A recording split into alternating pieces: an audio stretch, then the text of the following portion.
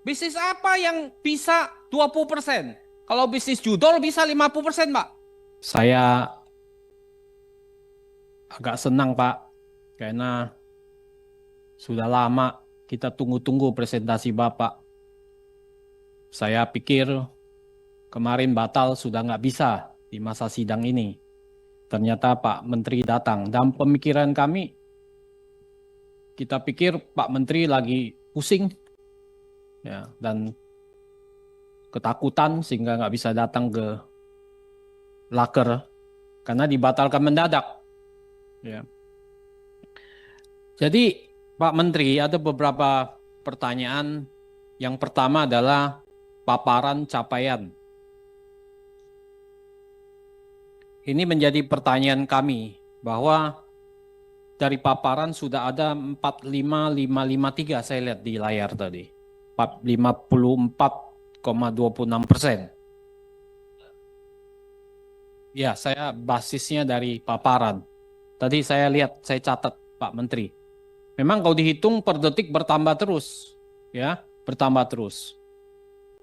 Saya mempertanyakan, saya apresiasi Pak, tapi saya mempertanyakan sebetulnya, karena program ini kita dukung Pak, karena ini programnya Presiden, Bapak Presiden Prabowo, kita dukung, ya, dan sudah dituangkan dalam Inpres. Tapi memang dalam implementasi kan banyak yang mempertanyakan Pak. Jadi yang pertama adalah soal efektivitas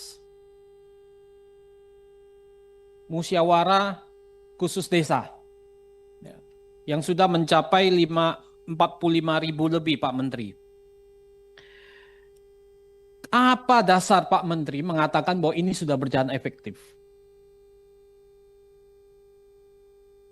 Karena apa? Tadi ada satu harian besar di negara ini juga mempertanyakan bahwa banyak yang bertanya dan banyak yang bingung, Pak. Sejuta tanya masyarakat. Judulnya itu, sejuta tanya masyarakat. Karena banyak yang datang bingung. Kan Bapak kumpulin ini. Bapak kumpulin, Bapak ngomong-ngomong-ngomong, omon-omon aja, kemudian di situ orang disuruh ngerti. Padahal nanti yang terjadi itu nggak ngerti, Pak, mereka. Nah, kalau hanya Bapak kejar jumlah, kuantitas, bahwa ini sudah 45 ribuan titik desa dan sebagainya, tanpa ada pengukuran, bukannya ini mubazir, Pak, buang-buang dana anggaran. Nah, saya pikir ini juga perlu dikaji. Ini perlu dikaji. Ya. Apakah Pak Menteri sudah tahu bahwa ini berjalan efektif atau tidak? Nah, ini poin penting, ya. Kenapa nanti jangan-jangan nanti dasarnya dari hasil musyawarah ini semuanya baik? Apa yang terjadi nanti?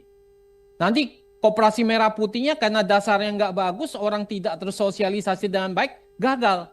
Jadi hanya jadi Kopdes ini jadi macan ompong saja nanti. Nanti jadi sejenis kelinci percobaan di mana rakyat diuji coba, warga desa diuji coba di sini. Nah, ini kalau ini gagal, ya, asal muasalnya dari sosialisasi yang gagal. Ya. Karena saya lihat sosialisasinya juga dalam pemberitaan itu tidak detail. Ya. Tidak detail, hanya menjelaskan dasar-dasar. Banyak pertanyaan, saya baca di Kompas tadi pagi juga, banyak pertanyaan dari masyarakat. Ini dananya dari mana, digaji atau tidak, kalau lahannya nggak ada atau bagaimana. Banyak yang bingung sebetulnya. Tapi Bapak dengan gagah berani sudah mengatakan bahwa di sini, bahwa ini sudah maju terus 45 ribuan, sebentar lagi 50 ribu. Apa nggak diukur bertahap saja, Pak? Ya, supaya tidak menjadi mubazir, tidak menyedot uang rakyat dan sia-sia uang rakyat yang dibuang-buang percuma begini. Ya. Nah, saya minta Bapak jangan panik mengejar 80 ribu ini. Jangan panik. Jangan kemudian karena kepanikan Bapak lari kemana-mana. Apalagi Bapak sekarang juga lagi nggak tenang pikirannya kan. Ya, diserang sana sini. Betul kan, Pak? Tenang ya, Pak ya. Ya. Tapi kalau tenang jangan fitnah sana sini, Pak. Jangan fitnah partai kami, Pak. Ini nggak bagus, Pak. Gitu. Saya lihat karena Bapak fitnah sana sini, itu Pak membuktikan. Prof, kita fokus saja. Iya enggak, ini nyambung. Karena Ini itu nanti. membuktikan mental Bapak lagi panik. Gitu. Ini permintaan, ya. Jadi artinya apa? Tenang Pak. Kalau 80.000 tidak siap, Bapak ngomong ke Pak Presiden. Kami tidak siap, Pak Presiden. Nggak mungkin siap ini 80.000. Kalau hanya kosmetik saja 80.000 ini, ya nggak ada gunanya. Nggak ada gunanya Pak Menteri. Ya kan? Nah ini saya minta efektivitasnya bagaimana? Pak, mohon nanti diukur dengan pasti. Tadi udah banyak berita kan muat kan Pak Menteri tahu kan? 1.000.000 tanya Pak, bukan 1.000, bukan 100 tanya, 1.000.000 tanya Pak. Itu yang pertama. Yang kedua adalah soal model bisnis Pak.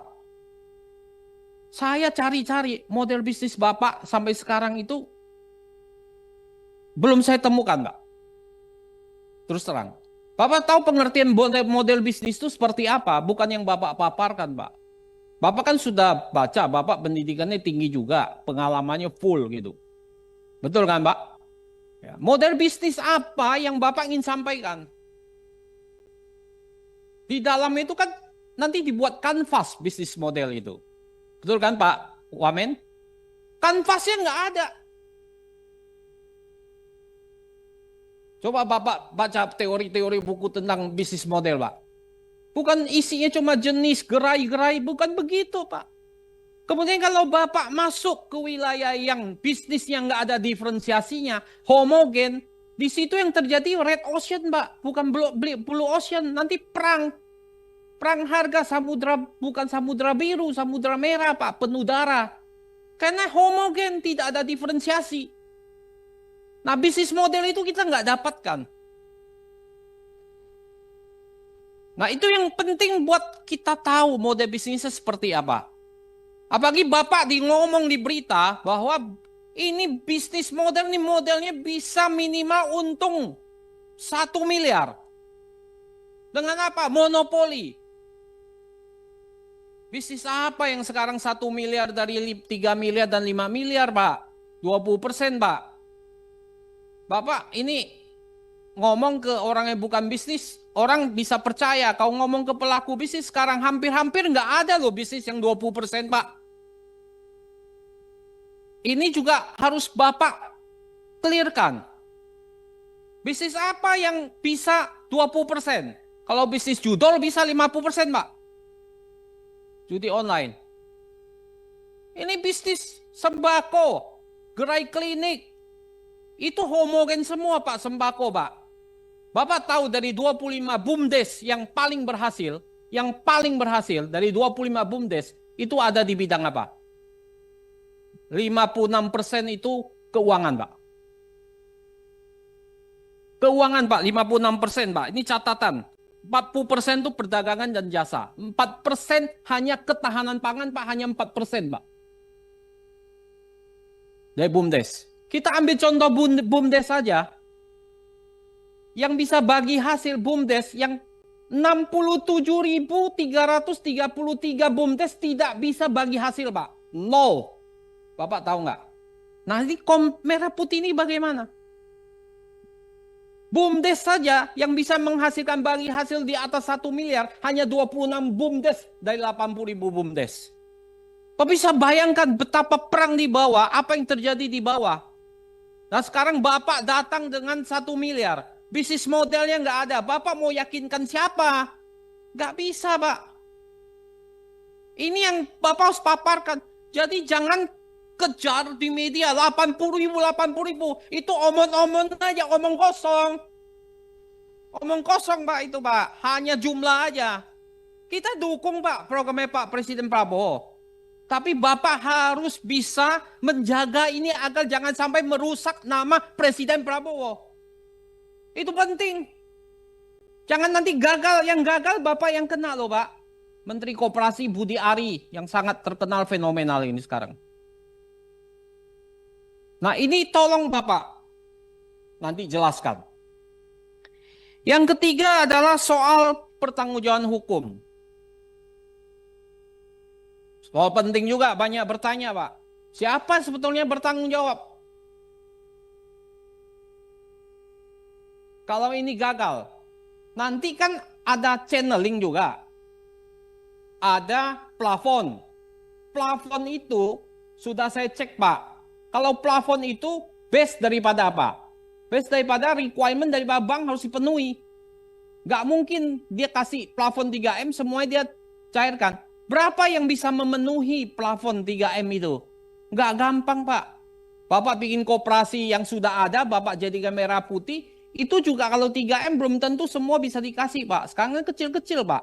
Itu nggak mudah juga. Channeling, itu bansos, itu uang rakyat, Pak. Kalau koperasi yang nggak benar, itu ludes semua uang rakyat kau channeling. Itu BUMN cuma bayar aja. Itu kan kayak bansos, dikasih channeling ke Bank Himbara. Nah ini bagaimana? Banyak bertanya, ini key resources-nya. Itu salah satu bisnis model di dalamnya key resources, Pak. Itu kita cerita tentang finance. Key resources-nya apa? Finance-nya bagaimana? Bapak yang mana pakai channeling, mana yang pakai plafon?